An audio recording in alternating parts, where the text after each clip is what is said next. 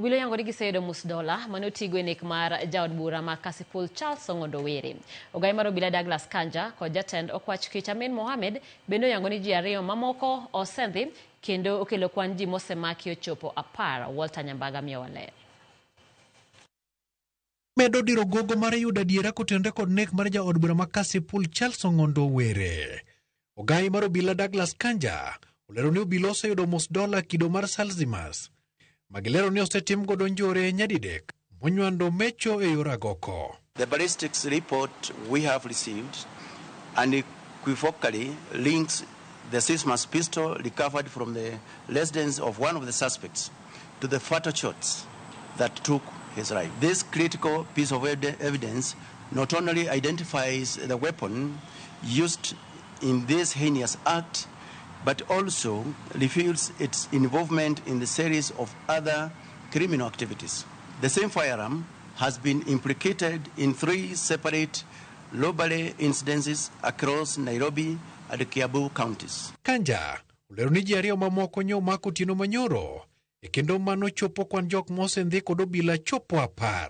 2 more key suspects were arrested yesterday, bringing the number of suspects in custody to 10. E kindi ji 10 go manie lwet obila kende med non oting'o jariemb apiko ma itudo kod kojanek mag jaod burano nyaka kama ne onege. Obila bende nyomako Juma Ali Ika ma en obila ma itudo kod chano kendo chwalo kaka itimo njore no. Obila nyoyudo e pare nyamburko mane otigo de kojanek ka ikwepo kode.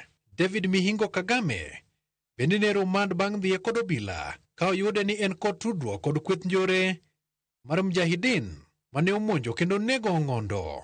Obila bende nyomako Douglas Mushiri Wambugu ma ondhi bang' tipo mag wang' dede nyiso ni ne entiere kama ne otimie nekno ka itude kod bede kanyakla mane ochano tho mar Ong'ondo.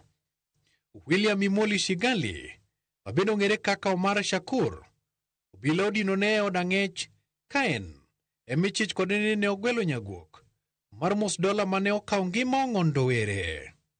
Obila bende nyomako Alan Ogola ma en jarito Ong'ondo Were ka itude kod bedo kod ng'eyo nek makamano. To bende en ne orem rakore kod jonek e kata odoko ni ne omanore kod magina kama ne oweyo ma ok ochiew baye kata achiel moro.